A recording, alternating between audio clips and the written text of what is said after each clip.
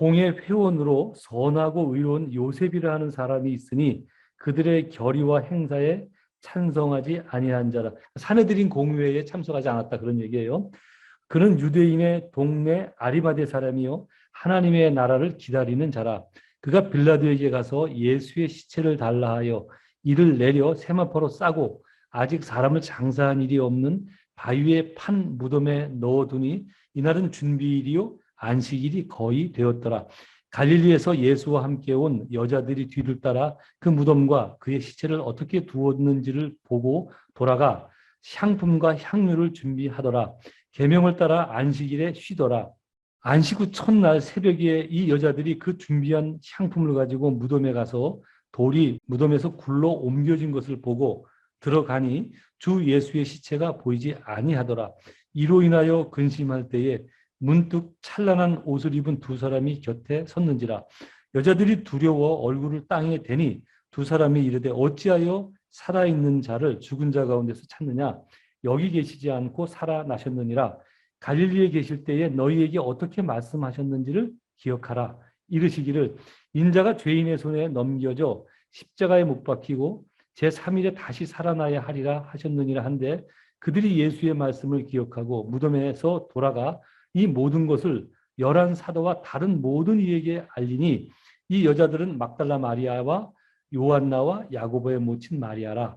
또 그들과 함께한 다른 여자들도 이것을 사도들에게 알리니라.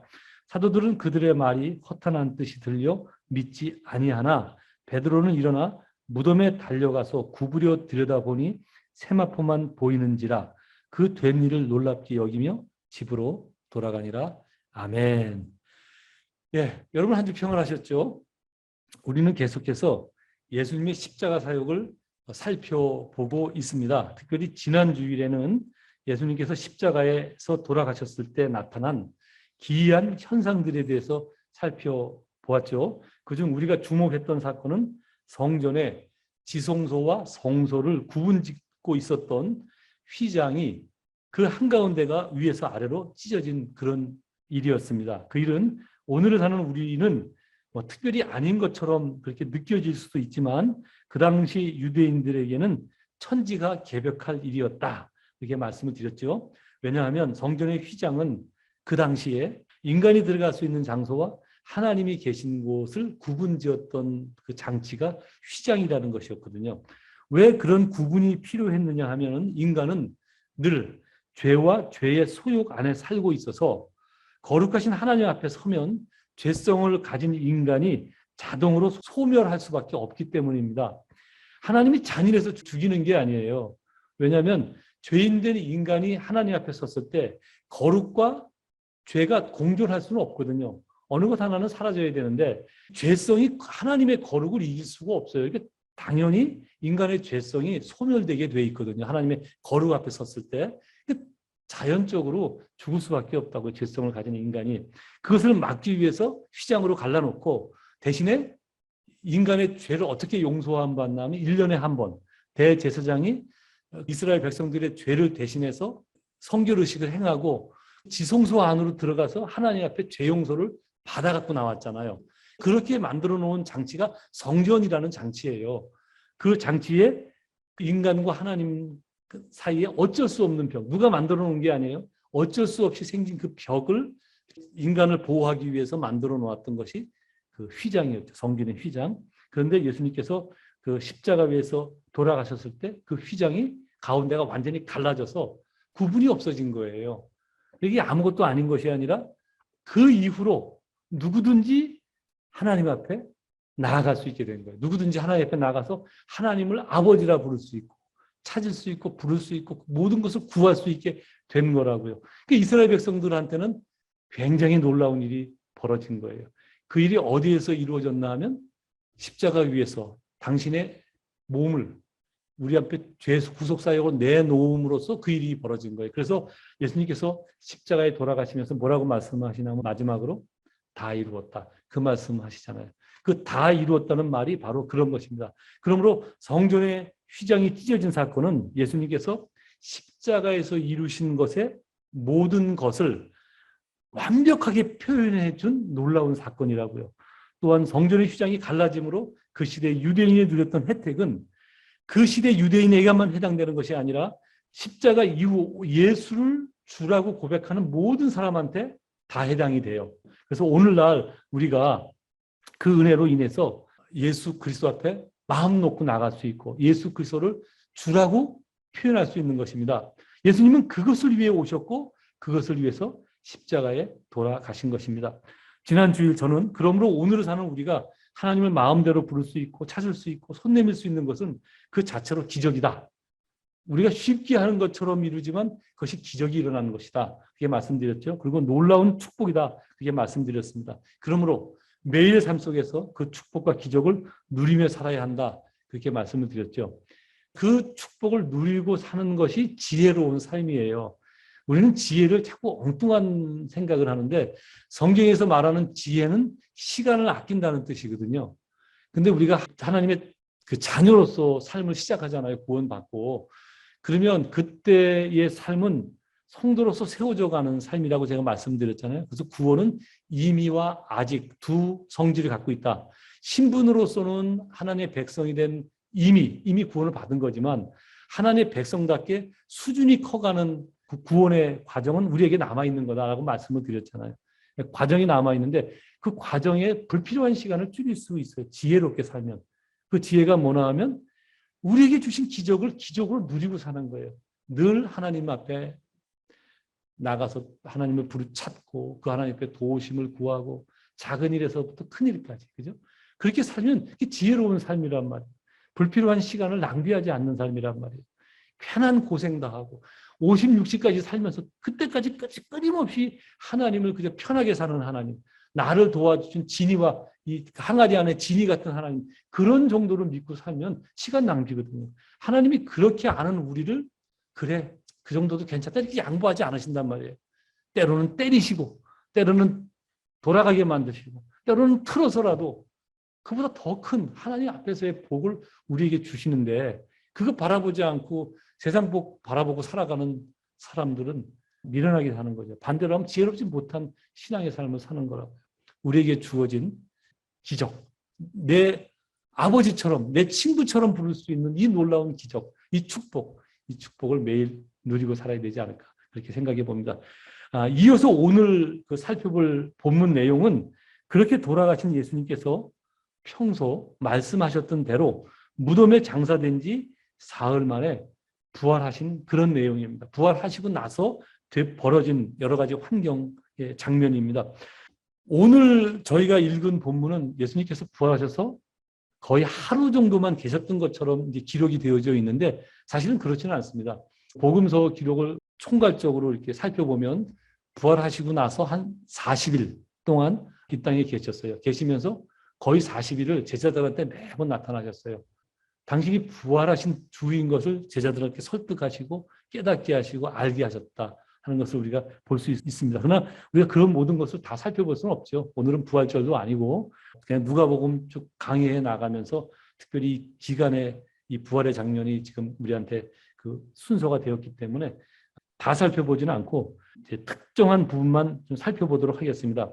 오늘은 그 당시 예수님과 가장 가까웠던 분들이 예수님의 부활을 대하면서 보였던 반응, 그것을 살펴보려고 합니다. 우선 성경에 자세히 기록되어 있지는 않지만 23장 49절과 55절 잠깐 눈으로 보아주십시오. 어떤 내용이 있는지. 그래야 좀 더 제가 전하는 말씀이 눈에 잘 들어오니까 계속해서 성경을 찾아서 읽지는 않지만 제가 확인시켜 드릴 테니까 오늘 본문을 이렇게 펴놓고 설교에 참여해 주셨으면 좋겠어요. 그 23장 49절과 55절에 보면 몇몇 여인들이 갈릴리서부터 예수님을 따라왔습니다. 지금 예수님께서 십자가에 달리시기 위해서 아시겠지만 일주일 전에 그보다 더 먼저 출발하셨겠죠. 갈릴리에서 출발해서 오셔서 그 내용이 우리 누가복음 9장부터 시작되잖아요. 쭉 해서 오셔서 일주일 전에 예루살렘 성전에 들어오셔서 금요일 날 십자가에 못 박혀 지금 돌아가시고 오늘 그 3일이 지난 주일날 부활하신 장면인데 그러니까 갈릴리에서부터 예루살렘으로 들어오실 때 이미 갈릴리에서 따라온 여인이 있다는 거예요. 그러니까 대단한 여인들이죠. 그죠? 열심도 대단하고 예수님을 사랑했던 마음도 대단하고 존경했던 마음도 대단하고 어쨌든 우리의 시각으로 볼 때 대단한 여인들이 예수님을 따라왔던 거예요. 그러니까 12제자만 우리는 보통 제자라 그러는데 그 당시 예수님을 따랐던 제자들이 많고 이 여인들이 그 제자 중에 대표적인 인물들이라고요. 그렇게 따라왔습니다. 특별히 24장 10절에 그 여인들이 누군가에 대한 내용이 기록되어 있죠. 막달라 마리아이고 다른 여인은 야고보의 어머니 마리아, 그 요한나. 이름이 밝혀진 사람이 세 사람이에요. 물론 다른 복음서에는 또 다른 이름, 그 여인도 이름이 밝혀져 있는데 저희가 지금 누가복음을 살펴가고 있으니까 누가복음을 중심으로 말씀을 드리겠습니다. 우선 이 막달라 마리아에는 여러분 막달라 마리아라는 이름은 많이 들어봤죠, 그죠? 성경에 많이 등장하기 때문에 들어보지는 않았을 거예요. 왜냐하면 성경이 많이 등장하지는 않아요. 복음서에 다 등장하기는 하는데 주로 오늘 본문 내용처럼 예수님께서 이렇게 십자가에 달리실 때 그 현장에 있었던 여인의 이름, 누구누구 있었다 할 때 등장해요. 그러니까 뭐 크게 그 여인이 무엇을 했다는 기록도 없고 단지 십자가에 달리실 때 부활의 현장에 그 여인이 있었다라는 이름이 등장을 한다고요. 물론 거기에 이름이 등장할 정도니까 굉장하죠. 어떻게 굉장한지는 몰라요.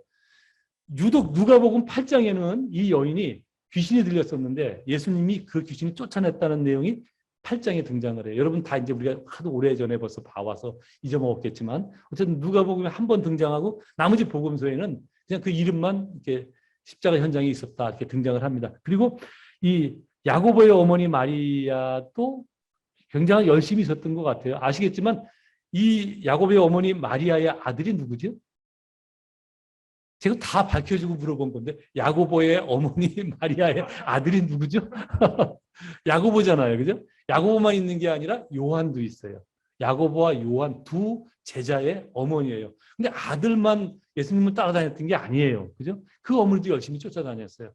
열심히 쫓아다니면서 이 여인의 어떤 행적이 우리가 아시겠지만 누가복음 20장에 나타난다고요. 예수님께서 예루살렘 일주일 전이죠. 예루살렘 성전에 들어오기 직전에 예수님 앞에 딱 나와서 뭐라고 말하면 내 두 아들을 하나들은 예수님의 오른편에 하나들은 왼편에 앉게 해 주십시오. 욕심이 좀 과하긴 했지만 그것 때문에 제자들이 다툼이 일어나긴 했지만 제가 뭐 누구나가 있는 인간의 마음이라고 그때 말씀을 드렸잖아요. 어쨌든 자식을 향한 열심, 예수님을 향한 열심이 다 대단했던 여인이 아닌가 이렇게 생각이 됩니다. 그리고 요한나는 누군지 몰라요. 왜냐하면 누가복음에만 딱 등장을 하고 그 외에는 어디에도 등장을 하지 않기 때문에 누군지 잘 모릅니다. 어쨌든 예수님을 열심히 따라 나섰던 세 여인이 있습니다. 근데 이 여인들의 공통점은 갈릴리에서부터 예수님을 따라왔다는 거예요. 그러니까 갈릴리는 예수님의 2년차 사역의 주 지역이잖아요. 2년차 때 오로지 갈릴리에서만 사역을 하셨는데 아마 그때부터 예수님을 따라다녔고 예수님을 많이 도와주었던 여인들이었던 것 같아요.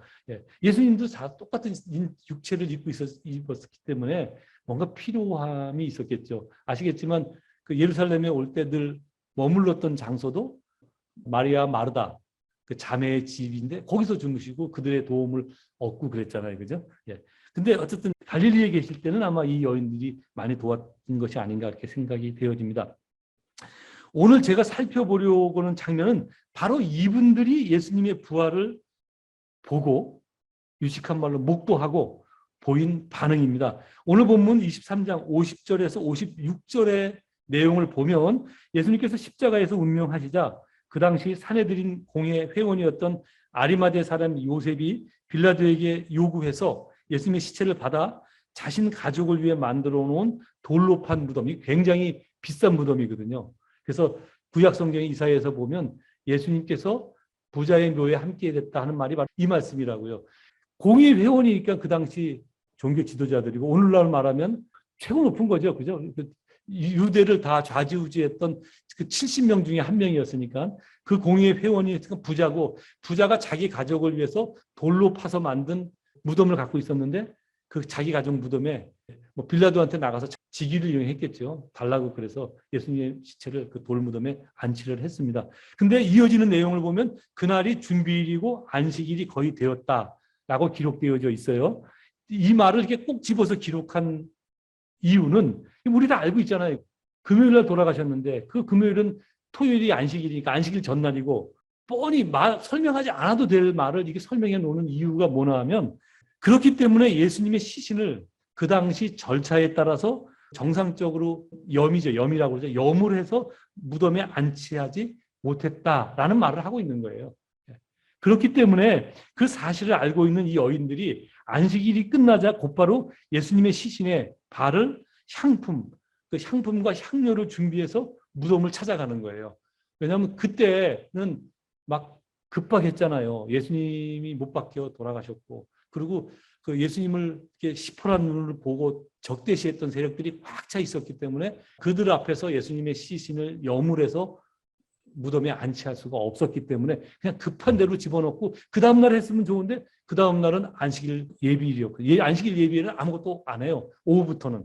뭐만 하나 하면 안식일 날 먹을 음식 외에는 아무것도 안 한다고 이스라엘 사람들이. 평생 전통적으로 지켜왔기 때문에 아무것도 안 한 거예요. 그다음에 그 다음날은 안식일이잖아요. 안식일 날 아무것도 안 한다고. 그러니까 어쩔 수 없이 기다렸다가 그 예수님의 시체를 향한 그 마음을 기다렸다가 안식일 첫날 새벽이 되자 이제 무덤을 향해 간 거예요. 향품을 갖고. 그때 못했으니까 지금이라도 해드리자. 그리고 간 것입니다. 근데 여러분 이 여인들이 그렇게 하는 행동이 그 당시 얼마나 위험한 행동인지 아십니까? 이런 일을 하는 것은 그 당시 유대 사회에서 완전 이단으로 낙인 찍혀 있던 그 예수님과 내가 한편이야 라는 것을 공적으로 드러내는 거거든요. 되게 위험해요. 왜냐하면 그 당시 시체도 그 빌라도가 4명이죠. 정확히 말하면 4명의 로마 군인들을 시켜서 지키게 했거든요. 왜 지켰나 하면 왜 지키게 했을까요?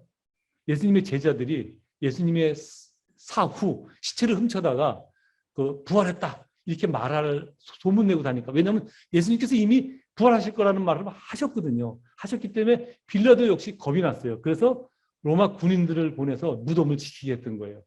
왜 무덤을 지키게 쓸데없이 냄새나는 무덤을, 그죠? 지키게 했다고요. 그러니까 로마 군인이 지키고 있는 무덤을 이 여인들이 찾아가서 자신이 무덤을 향해서 왔다 그러는 거는 자신이 예수와 한편 먹은 사람이었다는 것을 요즘에 그 오징어 게임 때문에 한편 먹는다는 거. 깜보. 깜보 먹었다는 것을 드러내는 거거든요, 그게. 그러니 이게 되게 그 당시 위험한 행동이란 말이에요. 나중에 어떻게 공격받을지 모르는 건데 이 여인들은 그 위험을 무릅쓰고 예수님의 시신에 향품을 받으러 온 것입니다. 대단하지요, 그죠? 열심도 대단할 뿐더러 그 예수님을 향한 마음도 대단한 것입니다. 여러분, 그래서 어떻게 되었을까요? 한번 해보도록 하겠습니다. 다 같이 24장 1절에서 7절까지 읽겠습니다. 그래서 어떻게 되었을까를 생각하면서 읽으면 됩니다. 1절 시작. 안식 후 첫날 새벽에 이 여자들이 그 준비한 향품을 가지고 무덤에 가서 돌이 무덤에서 굴려 옮겨진 것을 보고 들어가니 주 예수의 시체가 보이지 아니하더라. 이로 인하여 근심할 때에 문득 찬란한 옷을 입은 두 사람이 곁에 섰는지라. 여자들이 두려워 얼굴을 땅에 대니 두 사람이 이르되 어찌하여 살아있는 자를 죽은 자 가운데서 찾느냐? 여기 계시지 않고 살아나셨느니라. 갈릴리에 계실 때에 너희에게 어떻게 말씀하셨는지를 기억하라.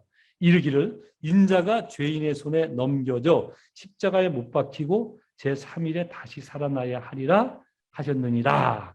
예, 보셨듯이 향품을 가지고 예수님의 무덤에 갔는데 무덤을 지키는 군사는 어디 갔는지 없고 예수님의 무덤을 막고 있던 돌이 옮겨져 무덤이 열려 있는 것입니다. 놀라서 무덤 안에 들어가니 예수님의 시체가 보이지 않습니다. 마태복음의 기록에 의하면 그 자리에는 예수님의 시신을 감쌌던 세마포가 시신만 살짝 빠져나간 상태로 그대로 그 모습 그대로 주저앉아 있었습니다. 아주 이상한 상황이 벌어진 것입니다. 그랬는데도 불구하고 이 여인들은 예수님의 부활을 전혀 생각하지 못했습니다. 하기는 예수님께서 기회가 됐을 때 늘 말씀하셨던 내용이 뭐냐 하면 당신이 예루살렘에서 고난을 받고 죽었다가 3일 만에 다시 살아나야 할 것이다. 지금 아까 제가 여러분 읽었지만 천사도 그 말을 상기시키잖아요. 갈릴리에서 했던 그 말이 기억하지 못하느냐. 늘 그 말씀을 하셨다는 거거든요. 당신이 돌아가셨다가 3일 만에 다시 살아나야 할 것이다 라는 말을 했다는 거예요. 근데 만약에 그 이야기를 조금이라도 기억했다면 혹은 그것을 마음에 담고 있었다면 무덤이 안장된 지 3일째 되는 날에 예수님 시신의 발을 향품을 준비해서 무덤을 찾지 않았겠죠. 그죠? 이미 열심을 갖고 예수님을 사랑하는 마음이 있어서 무덤에 왔지만 그 온 것 자체가 이미 뭐예요? 그동안 들었던 예수님께서 부활하셨다는 말씀은 마음에 갖고 있지 않는 거예요. 들었을 때 제가 그렇게 제가 부활에 대한 설교하면 여러분이 속으로 목사님 또 그 얘기 하듯이 물론 안 그런 분도 있으리라 믿습니다. 근데 그랬던 거예요. 그죠? 전혀 마음에 그 들었을 때도 그냥 흘려들었고 혹이라 그 마음도 마음에 담아두지 않았다는 것에 분명한 증거가 무덤이 향품 바르러 온 거예요. 24절에 보면 이분들이 부활에 대한 기대와 믿음이 얼마나 없었는지를 가늠할 수 있는 장면이 또 등장을 합니다. 예수님의 시체가 없어진 것을 보고 근심했다는 기록입니다. 그 당시 빌라도가 아까 말씀드렸지만 로마 군인들에게 무덤을 지키게 한 이유가 바로 그것이었거든요. 혹시 부활한다는 말을 들었기 때문에 그런 일이 일어날지 모르니 누구에 의해서 제자들에 의해서인지 뭔지 일어날지 모르니 군인들을 통해서 지켜라. 이건 사실 뭐 빌라도의 뜻이기도 하지만 그 당시 유대 종교 지도자들이 그걸 요구했죠. 빌라도한테. 당신이 군사를 보내서 지키게 해다오. 그래서 이제 지키게 된 것입니다. 그런 상황에서 시체가 안 보여요. 왜냐면 이 여인들은 제자들과 함께 있다 온 거거든요. 그러니까 제자들이 훔친 것이 아니라는 것은 누구보다 잘 알잖아요. 본인들의 이야기니까. 자신들이 훔치지 않은 거 잘 알고 있어요. 근데 갔는데 무덤에 시신이 없어졌어요. 그러면 한 번이라도 그때 얘기한 게 진짜가?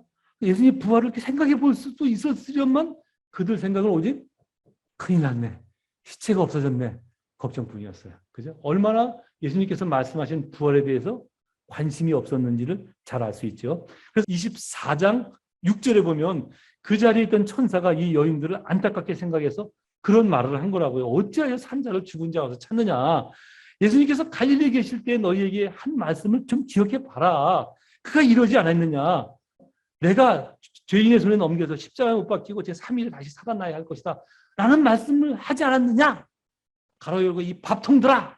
가로 닫고. 그랬을지 모르죠. 예, 그죠? 즉 부활에 대해 분명하게 그렇게 말씀하셨는데 어찌해서 그것을 못 믿고 찾아왔느냐. 그렇게 말씀하고 있는 장면입니다. 여러분, 예수님의 부활을 믿지 않았던 예수님과 가까이 있었던 사람들이 이 여인들 뿐이었을까요? 그렇지 않습니다. 예수님의 제자들도 똑같았습니다. 여러분 지금 어떤 생각을 하세요?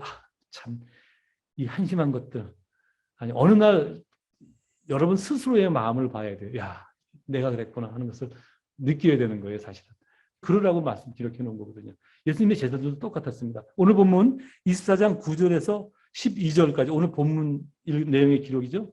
그 기록을 보면 여인들이 예수님의 빈 무덤과 천사들의 증언을 듣고 놀래서 돌아와서 모여있는 제자들에게 그 사실을 전부 말해줍니다.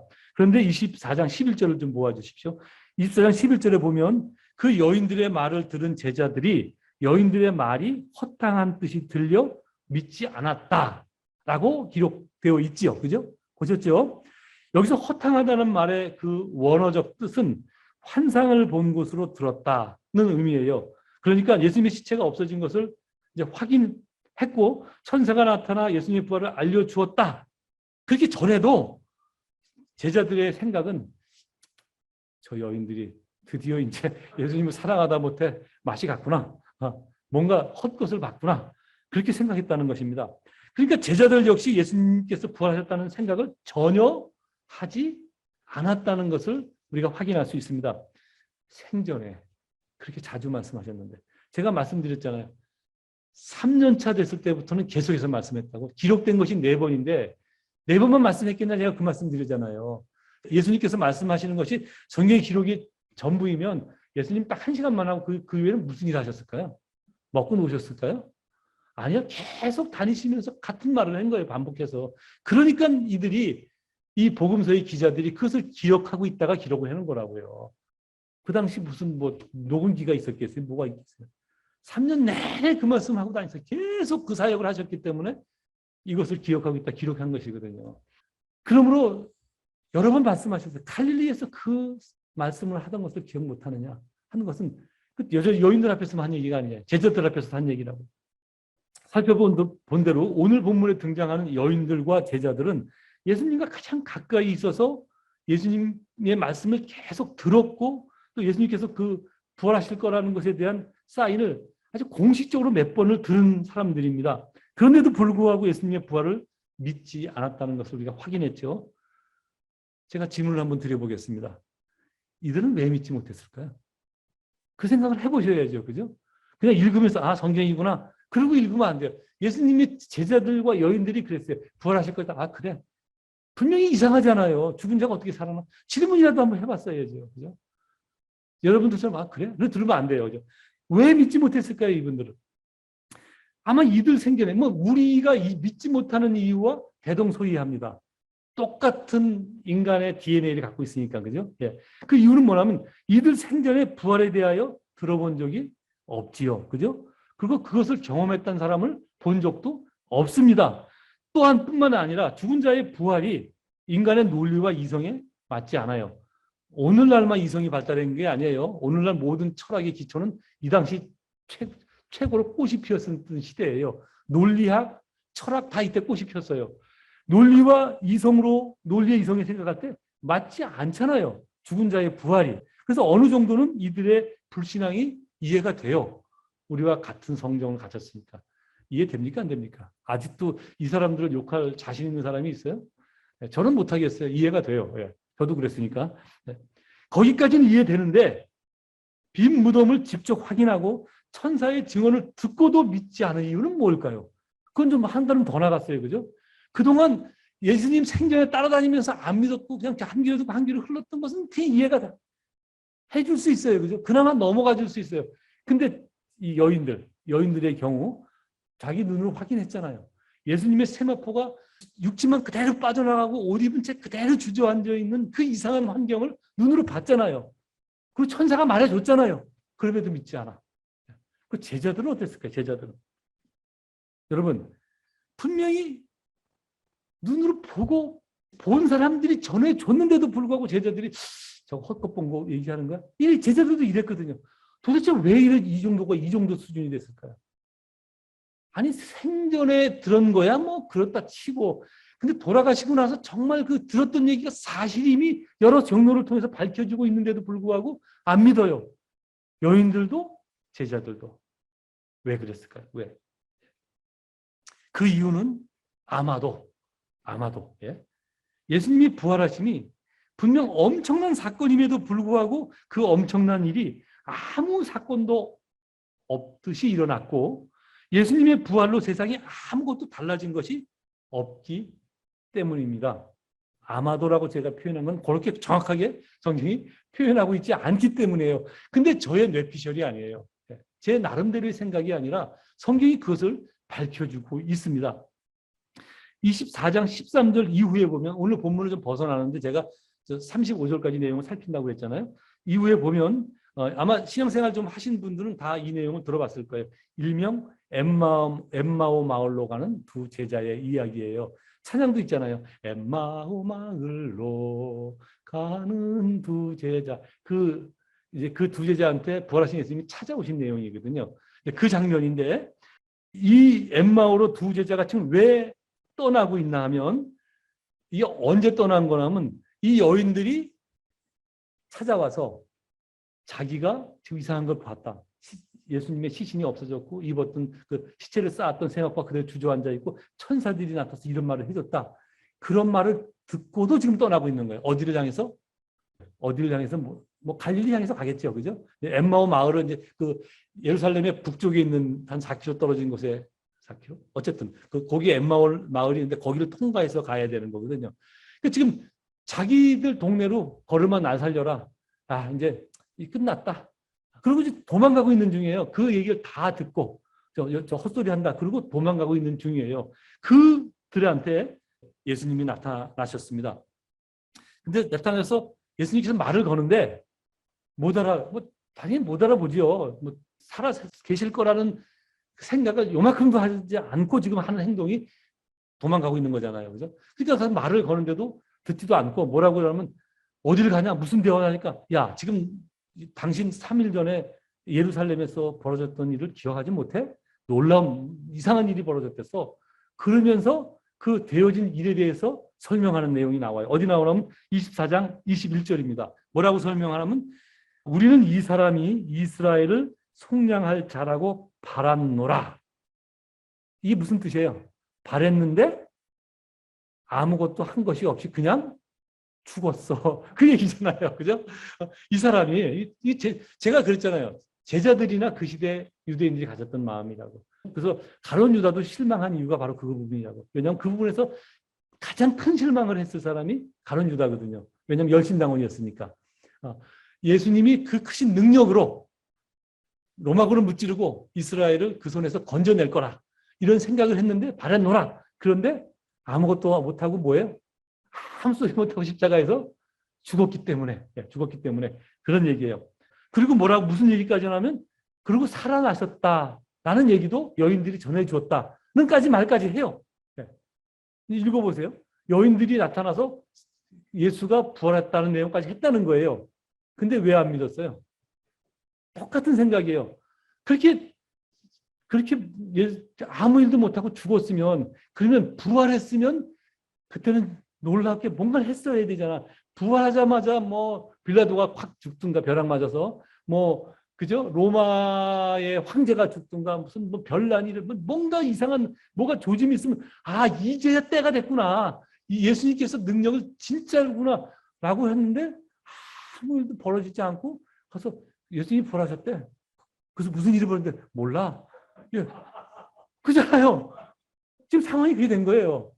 그러니까 여인들이 말을 듣고도 그래? 근데 뭐 봤는데 몰라 아무것도 없어. 그냥 놀라서 왔어. 그렇게 된 거예요. 그러니까 이게 뭐 웃기잖아요. 그죠? 아니 돌아가신 것도 아무 일 못하고 돌아가셨는데 부활하셨는데도 불구하고 아무 일이 벌어지지 않으니 제 뇌피실이 아니에요. 네. 그러니 지금 이 제자들이 지금 떠나고 있는 것입니다.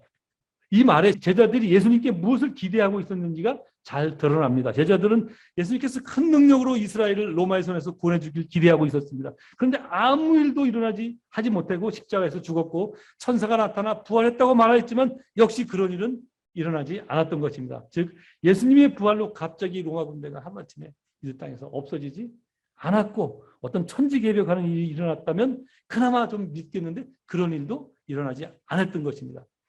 이 사람들의 불신앙이 좀 이해되지 않습니까? 이해되지요. 그죠? 아주 바보들이에요? 저는 이해가 돼요. 제 수준이 낮아서 그런지 모르겠지만 저는 이해가 돼요. 예.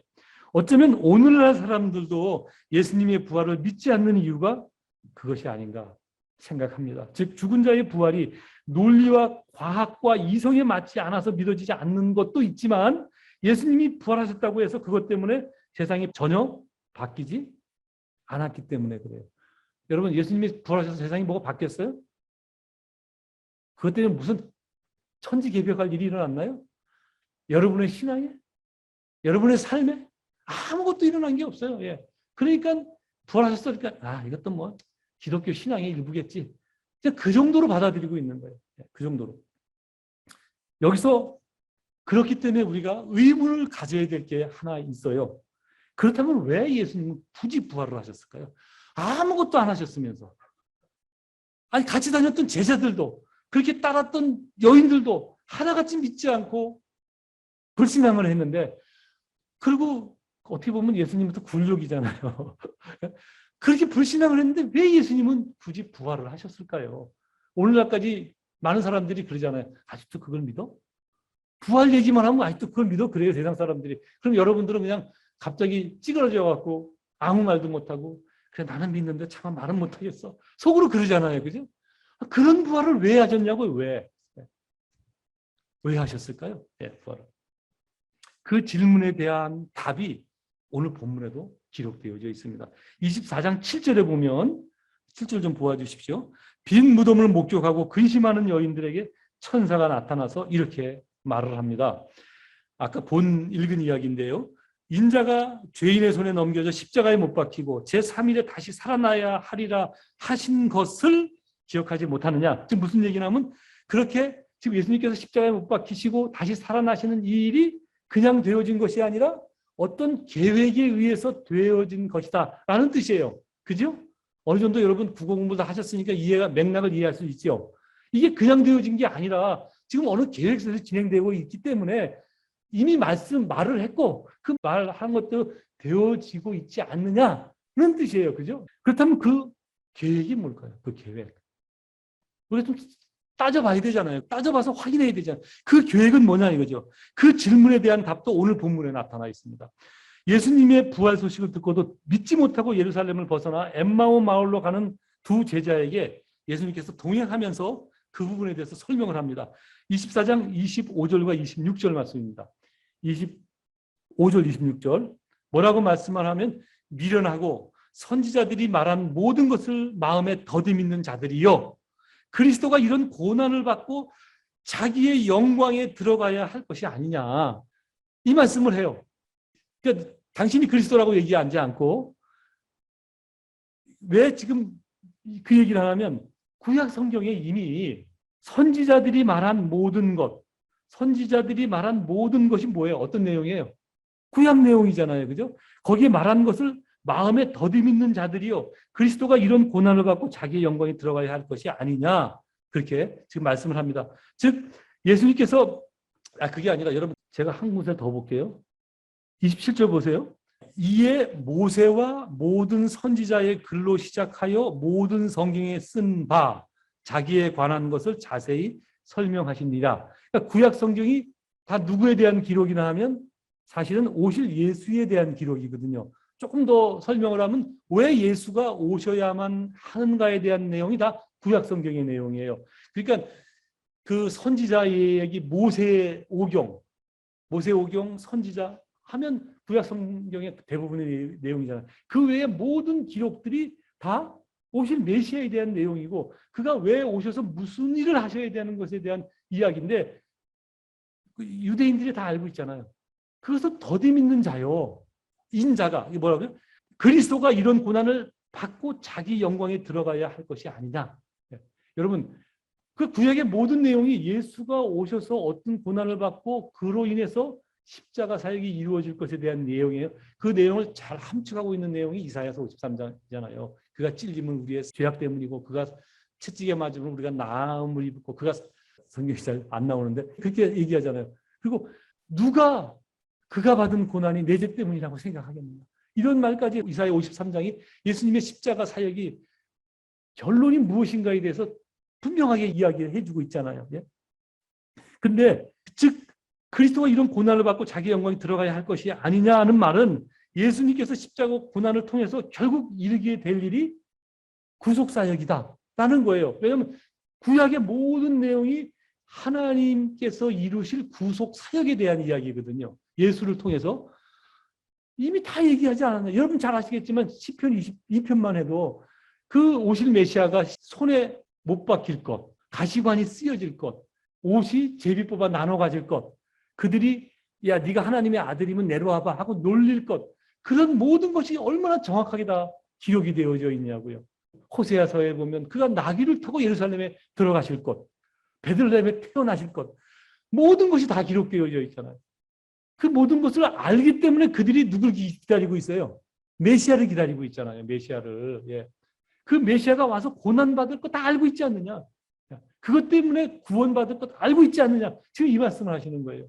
그러니까 예수님께서 왜 그 십자가에서 죽으시고 부활을 하셔야 되느냐 하면 결국 그것이 이루어져야 되지 않느냐 하는 얘기예요. 그러니까 사람들은 부활하면 무엇이 이루어져야 하겠? 천지개벽이 일어나고 뭔가 대단한 일이 벌어져야 될 것처럼 기대를 했는데 아무것도 벌어지지 않았어요. 아무것도 벌어지지 않은 것은 세상 사람들이 보는 시각이잖아요. 근데 하나님께서는 그리스도의 부활을 통해서 무엇을 이뤄놓으셨냐면 우리의 죄 용서를 이뤄놓으셨잖아요. 놀라운 일을 그가 해내셨다니까요.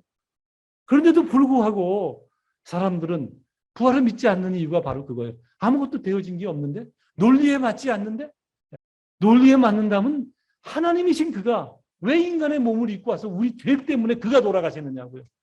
어디서부터 논리상 안 맞는 거예요? 처음부터 논리에 맞지 않는 거예요. 처음부터 논리에 맞지 않는 거라고요. 예수님이 하신 말씀이 왜 부활하셨느냐? 왜? 아무도 믿지 않는데.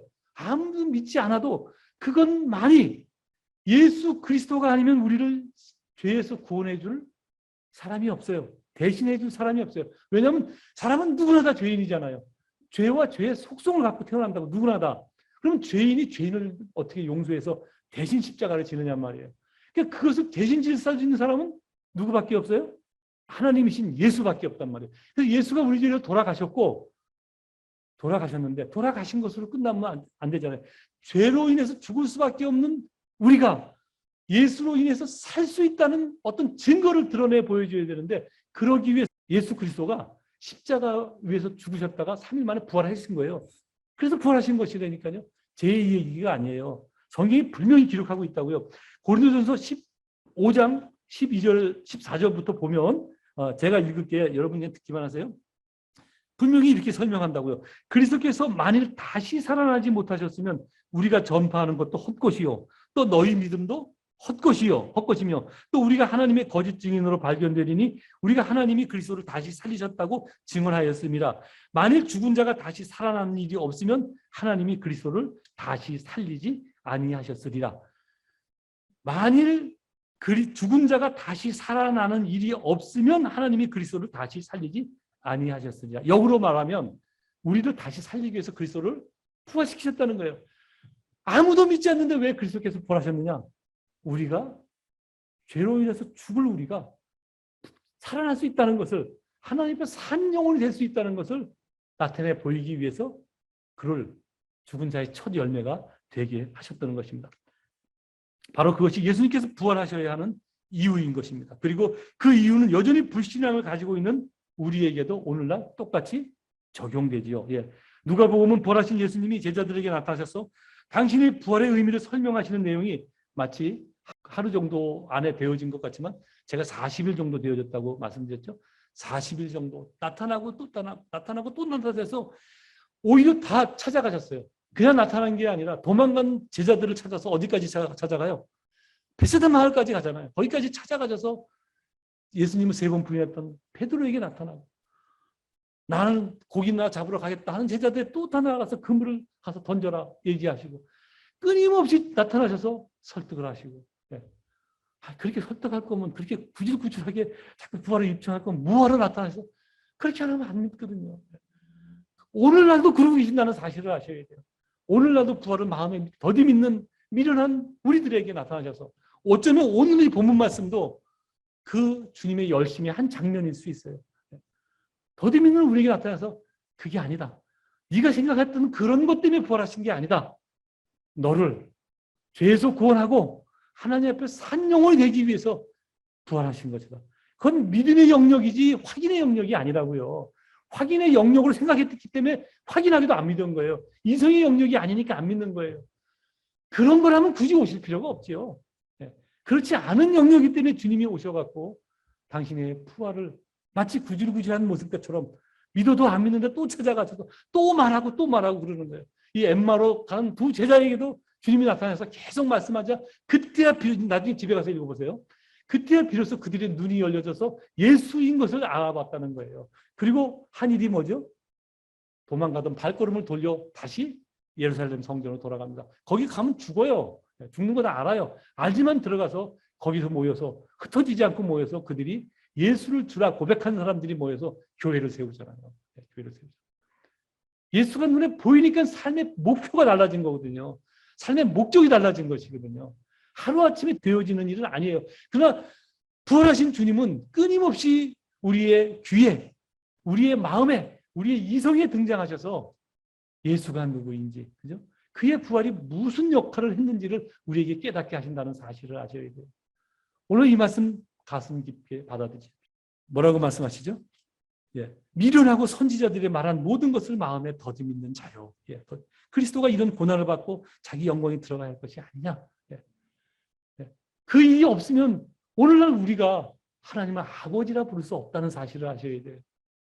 이 놀라운 일이 내가 믿든 믿지 않든 간에 주께서 이루신 그 부활의 놀라운 역사로 나에게 주어진 것이다 라는 것을 여러분 아셔야 됩니다. 지난주에 이어 다시 반복하지만 놀라운 기적입니다.